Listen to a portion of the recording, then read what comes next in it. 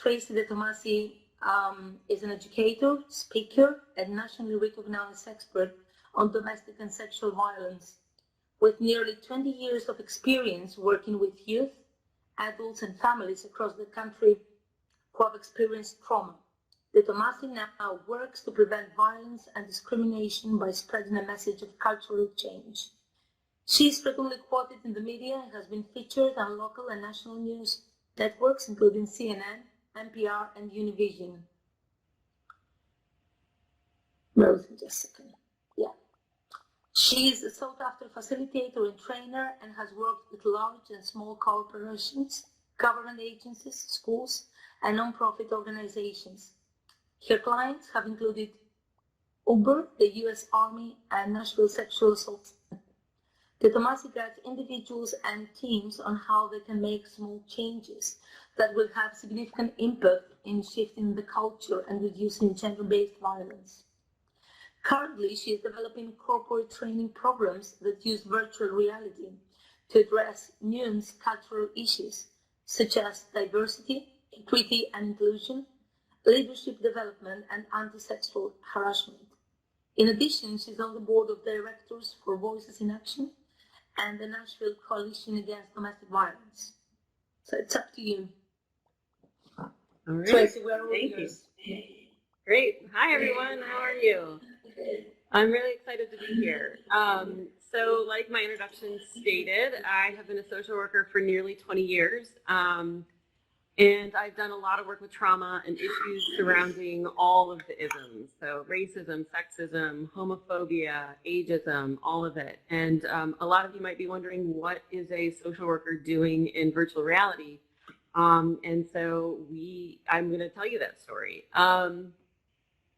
When I started my experience as a therapist almost 20 years ago, what I really took from all of that is that it's the culture that creates a lot of these issues. And I really wanted to create a bigger cultural change by doing different types of training. So that's what I've been doing for the last few years of diversity, equity, inclusion, and anti-sexual harassment.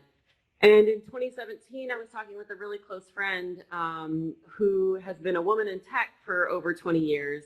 And she did her dissertation on virtual reality in the early 2000s. And she asked me about doing my trainings in virtual reality. And I was like, yes, absolutely. This seems like the perfect fit. So we started Good People Solutions, and this is kind of where our story gets. So before I get too close into this, when we're talking about diversity, it can be triggering for certain people, and so I just kind of want to give that. This is a pretty high level, so it shouldn't be bad, but just in case, if you're sensitive and you've experienced trauma, just take care of yourself. I may be using the terms DE&I or D&I, which is either diversity, equity, and inclusion, or diversity and inclusion, just so you know what that is. And I am going to have a US-based perspective on these. So the current state of corporate training is basically horrible, right? How many times, by show of hands, have you sat through a diversity and inclusion training and cringed? Have we all done that? And how many times have you left a diversity and inclusion training and you felt like you might not have been included in that company and that you haven't felt like you belong in that company after experiencing that? So the content, a lot of it is it's harmful at worst, and it's mediocre at best, and ineffective. And there's a lot of research that's really talked about that. The training mediums are ineffective and not engaging, and society is really changing faster than HR and training departments can adapt. There's not a whole lot of data that is gathered during these trainings, so we don't even know sometimes if it's effective or not. And a lot of times HR, while they have the best intentions, the trainings for these issues are perceived as being a checkbox to minimize liability rather than to improve culture. And so what we wanted to do is we really wanted to change that. So obviously everybody in this room knows that virtual reality has its advantages. And that's why we really want to use diversity VR for these issues related to diversity, equity, inclusion. And the first thing that the advantage is that it has higher retention rates. So we want people to remember these topics. It has lower distractions. So by show of applause, how many people have texted and completely checked out during a training that they've sat in before, right? So a lot of us have done that. But when you get in a virtual reality headset, it's a lot harder, if not impossible to do. So you actually have to pay attention to the topic at hand. With that, you have a focused attention. So how many times you've done a webinar and you put it on your second screen and you just kind of let it play and didn't really pay attention to the content? Yeah, again, so I see some hands in the audience, and we've done that, and that's not actually helping anything, and it's not helping change the culture. And how many of you would rather go to a diversity inclusion training or an anti-sexual harassment training if it was done in virtual reality? And you would actually, let's show some hearts and hands if you would do that. Because it's novel, it's exciting, it's new, and people might not want to go to these topics, but they do want to go to virtual reality. And we have the ability to repeat the experiences, which I'm sure if you've been attending these conferences, you've heard a lot of people talk about that. And then one other advantage that it has specifically related to diversity and inclusion is that it can be anonymous and it can be private. So, you know, by show of sad faces, how many people have sat diversity and inclusion training and you wanted to talk about something, but you didn't know how to talk about it? Or there was somebody else in the room that was talking about it, but they were making jokes, they were cracking jokes, they weren't making people feel very comfortable. So because of their disruption, you didn't say anything. You know, I've definitely done that. And so by putting somebody in a virtual reality headset, it kind of takes away those distractions. It allows you to really engage with the content in a way that's, again, more engaging, but also private and anonymous, which can be really important to create learning in these topics. So here's our training approach, and I'm going to dig into these all in a little bit more detail, but it's trauma-informed, it's empathy building, it's interactive and gamification, we unify and connect, we use emotional state learning, and solutions focused. All right, so the first one is trauma-informed. Now, I'm a licensed clinical social worker, so I've done a lot with trauma, as you've heard about my background, and there's a lot I can say about trauma-informed best practices, but I don't have that much time to go into it right now. So basically what to remember with trauma-informed best practices is that when we talk about trauma-informed, we're talking about seeing the person as a person, and that their trauma isn't what's wrong with them, but it's what's happened to them. And if you think about it, when a flower doesn't grow, what do? We fix the garden, right? We don't try to fix the flower because we assume that it's something in the environment that we need to fix versus the flower itself. So we want to remember that when doing virtual reality trainings. Because virtual reality can be so real, it can create a significant trigger for people who've experienced trauma. And I know that right now in society, trauma can have triggers can be this word that people don't think that is significant, but in my world, triggered is a really significant psychological issue. And we want to avoid these things when doing VR. People who've experienced discrimination and harassment have experienced trauma.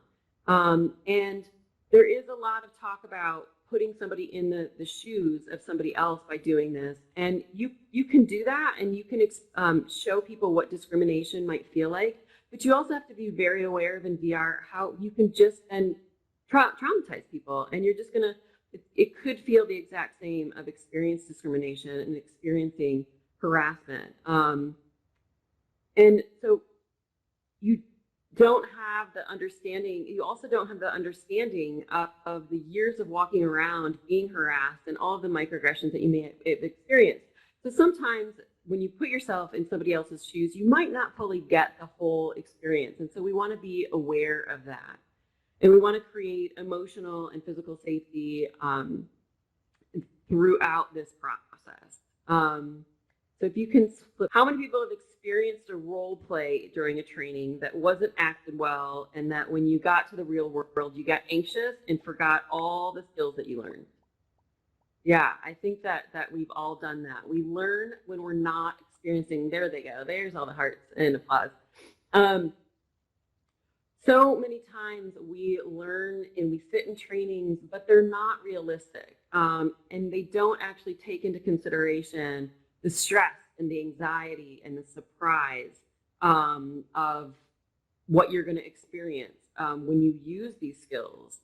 So we can learn in virtual reality, we can learn how to manage those emotions because we can put people in more realistic situations as a bystander to learn to manage those emotions. And you can continue to do it until you have figured out how to manage your emotions. And when you manage your emotions, then you can figure out how to do that in the real world.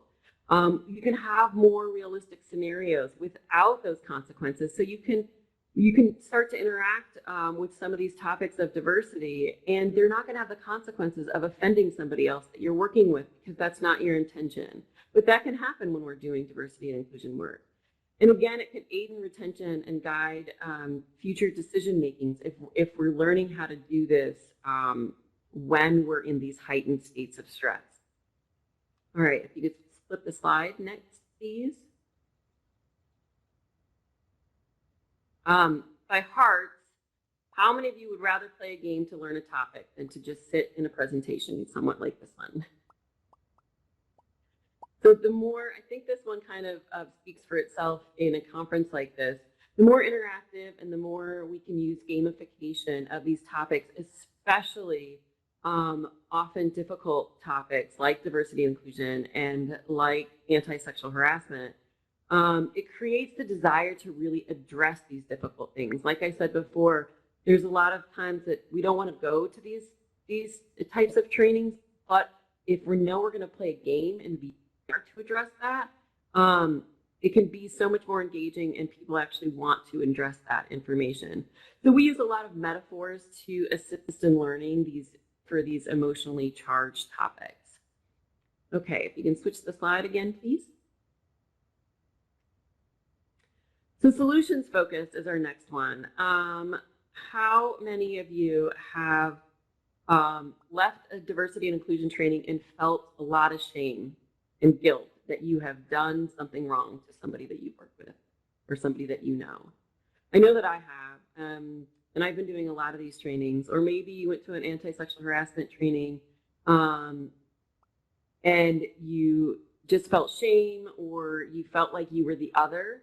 And that, because a lot of times people in marginalized groups can leave diversity and inclusion trainings and feel like they're the others, especially when that one group is only characterized as a victim throughout the whole training. And so we wanted to flip that a little bit, and we want to focus on solutions, because if you leave a training and you're only talking about what not to do, all you're going to know is what not to do. And then you're going to freeze when you get into that scenario and you're saying, well, I know I'm not supposed to do this, but you know what? I don't know what I'm supposed to do. So I'm just not going to do anything, and I'm not going to address these topics. So it's really important to show people what to do. So using virtual reality, we can put people in scenarios to role model these solutions, to figure out how to be a bystander, how to interrupt different things when they see something that's not right. And that's really important. It empowers people to make better decisions because you become more comfortable and you've practiced these decisions in virtual reality. That's more than just taking a little quiz on a webinar or even doing a role play in an office. We can experience stories told by others that you may not encounter in your everyday lives. So if you have a group of people and you don't even recognize that you know a trans person, we can put you into virtual reality and have a conversation with a trans person. And so you get to understand their story and why these topics are important and how these things really impact other people, and how things that other people might take for granted or think that it's not a big deal.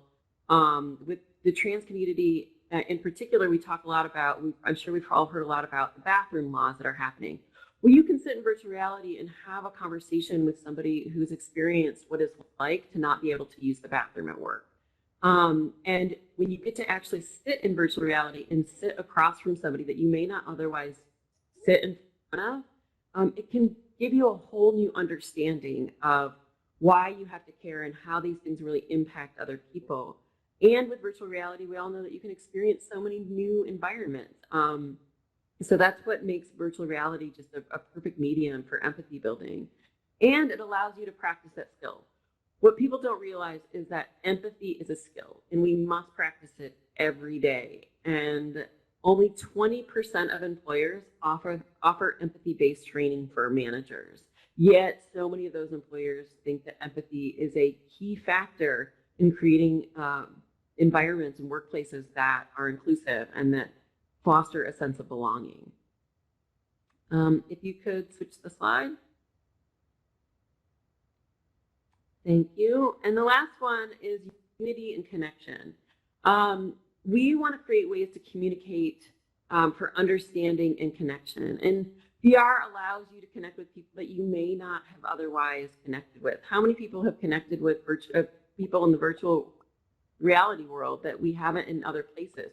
I know that all of you probably would not come to one of my talks unless it was part of this conference, and that's why this conference is really amazing, that we get to learn about some of these topics. I know that I was in one of the conferences last night about religion and spirituality and how they were having church in virtual reality and how it brought people together who might not have been able to go or to connect with people from around the world, which I think is really great.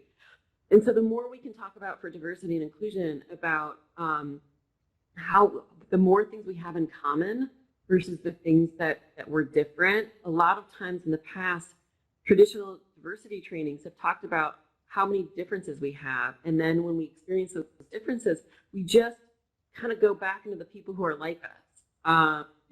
And we don't actually connect. And if we can see how we have more similarities with people than differences, it can be really powerful to creating inclusion and belonging in our workplaces. So this is our team. One of the things that we really started with virtual reality when we're doing a lot of this work is we wanted to kind of go back and think about what are some diversity and inclusion trainings that have been missing? And it's really how to have the conversation. We talk about microaggressions, we talk about unconscious bias, and those are kind of the new things and the new hot topics. But we haven't actually ever talked about how do you have a conversation about microaggressions with somebody who doesn't look like you? And so with our trainings using 360 as one of the modes that we're training in, is that you get to sit with a lot of these people, that somebody who's on the screen, and you get to sit with them and have a conversation about why diversity and inclusion is important.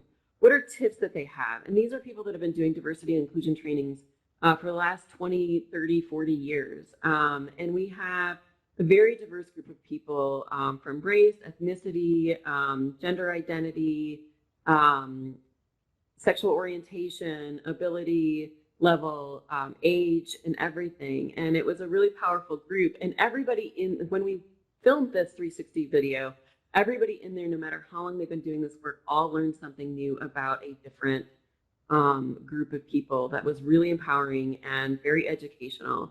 And so as we've shown people these videos and they get to sit and role model, because they get to sit and be a part of these conversations, and sometimes it's the first time people have ever been in a conversation, a professional conversation about how to talk about diversity. And again, that's really important, because if we don't practice how to be in these conversations, then we don't know how to be in these conversations, and that can be a detriment to diversity and inclusion as we continue to dig in and get to more of the nuances about these topics. Thank you, Tracy. Do you have any questions? I have a question about the trainings that your group do. Do you train trainers, or are your experiences in VR for people who are taking diversity training, the employees? Yeah, right now we can do it either way. Right now our trainings are more geared towards people who want to start learning about diversity and inclusion and how to start having those conversations on your team. What we can do, we do customized trainings, because diversity and inclusion is not a one-size-fits-all approach. It can't be. And so we're starting to work with companies on what it does for them. And so we have talked with some companies about doing trainings for the trainers, And what we can do is take some of our trainings and do a training on how to moderate some of these and how to facilitate these using virtual reality with your own teams as well. So that hasn't been our main focus, but that's definitely something that we've talked about and that we can do. The whole training pertains to corporate organizations. Can you give us a few examples of or scenarios that usually are used to train people in this field? Yeah, so some of the things that we're doing is, again, it's the 360 video. It's fitting people into a conversation so they feel like that they're part of a conversation. It's role playing, how to have those. We're using some more computer generated images and stuff to have games. So if we talk about microaggressions and microaffirmation, so it's what makes you feel excluded in an environment, what makes you feel included in an environment, and it's being in an office setting and getting to look around like you would in here and identify what makes people feel included in that, and you have to pick all of those pieces out and see how well you did. So what you might be looking for is a pride flag or diversity in the artwork that you see or the photographs that are on the wall, and that a place is accessible to people with disabilities, that they have a gender neutral bathroom. And so you walk around this office space and you look for some of that stuff. And so then what it does is that by doing this in virtual reality, you get a regular environment, that looks like an environment that you would enter, and you have to pick that out. So then when you go back into your own offices, you start to see those things a little bit more, and you start to see what you can do to add those things to your environment that you didn't even realize were inclusive or not inclusive based on those kind of things. Okay, I have a clear idea now. Just when we mention the term virtual reality, because this is part of my research, sometimes it's misunderstood because there are different types of virtual reality. If it is like 2D VR, mobile VR, HMD, head-mounted displays, so it's a whole variety of virtual reality. Do you only use the headsets, the head-mounted displays? That's what we've been doing so far. Okay. Yeah. We would definitely be willing to talk about, building in other things, but right now we have built mainly in the Quest and the Go. But we could go beyond that if a client wanted something in a different kind of module or media. But it's a combination of virtual environments, artificial virtual environments, and also 360-degree videos, depending on the skill you want to train. Is that correct? Yes. Yes. Yeah. And then we also will add that in with traditional workshop models. So we'll use some of these videos, and then you have the ability to do a 5-minute video and then take the headset off, and in the group that you're with, you can talk about it, and we'll unpack that more. Just because a lot of these virtual reality is such a new market for corporate training. And so a lot of people aren't really comfortable just doing the full training in virtual reality. So they want that traditional workshop model. That conversation and that unpacking of that conversation that might be difficult and what's impacting that current team can be really important to some groups. So that we've done this workshop model where we're using virtual reality and traditional workshop models together. I was just wondering if you would consider or maybe this training not just for corporate clients, but perhaps for clients that are running strictly VR spaces. Like, I don't know, there's places that are like Rec Room. I've listened to a podcast by Jessica Outlaw. She's doing like 5 elements of culture and trying to put it in VR. And a lot of those places, they don't really have maybe they have a gamer culture. They don't have a corporate culture, but it would definitely, and gamer culture can be pretty harsh and sometimes like not very welcoming, you could say, to newcomers. So it will be definitely, maybe there's no novelty effect because that would be people that are pretty familiar with VR space, but definitely would be interesting to try to make the culture shape it in a direction where people will be like basically nicer to each other, more inclusive. Have you considered? Would you consider doing that kind of training in VR for VR? We definitely would. Absolutely. Yeah. You know, we think that our company's named Good People. So we really want there to be good people, and whatever ways we can make that happen. We just know that corporate culture has such a bigger impact on the world. But we've done a lot of work with nonprofits as well. And nonprofits are often the subject matter experts in a lot of these types of things.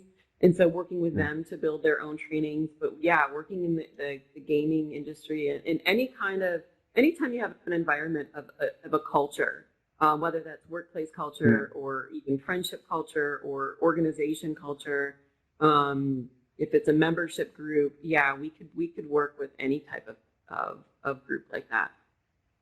Okay, thank you. My question is, what do you consider as the most challenging aspect of your training? And what would you say is the most fun part of it? Those are good questions. I think the most challenging part of it is for people to honestly recognize that diversity, equity, and inclusion are really important. And that they need to be trained in different ways, and that people need to expand how to do this work, and the importance of really doing this work and investing in employees and investing in the culture. And a lot of what our trainings do is do a lot of self-reflection. And so people don't always want to do self-reflection. It's vulnerable, it's challenging. But it's really, really rewarding in the end. And so I would say that that's part of the challenge. And I think that the best parts and the most fun are getting people to really engage in this work in a different way. And they stop thinking about all of the anxiety that they have about talking about these issues or different misconceptions that they've had and ways that they've done this work in the past. And virtual reality helps take them out of that, because then they're focused in on this new world and this new way. And they're, we've watched people in our 360 videos and they're so intensely listening that they could have done that in the office, but they didn't. And because it's virtual reality, they just engage with it in such a different way that they kind of forgot how they did it in the quote unquote real world. And so just that learning that can take place through the novelty, through a different experience with the same topics has just been so amazing to watch and to learn. And that people get really excited to do this work. Again, I've been doing trainings like this for a long time. And when I say that I have virtual reality, people get really excited comparative to other types of training that I've done. So. And, one of the things, so we do diversity and inclusion. We also do a lot of anti-sexual harassment trainings because that fits in with gender-based discrimination. And we are working with a nonprofit, Voices in Action, and they were founded by a victim of Harvey Weinstein. And so one of the trainings that we're making for them is to do anti-sexual harassment for the entertainment industry using virtual reality. And the reactions that we've gotten to that have been really amazing. We're still in development with that. But just using some of this stuff and really improving these cultures and getting people on board and getting people excited about it because of virtual reality. I mean, I've been doing anti-sexual harassment and just sexual assault trainings for a long time. And never have I gotten the reaction as I say, well, do you want to do this in virtual reality? And people are amazed and they actually want to do it and they actually sit and listen. And it's just so much more engaging. So those are probably the best parts of doing this. Thank you, Tracy.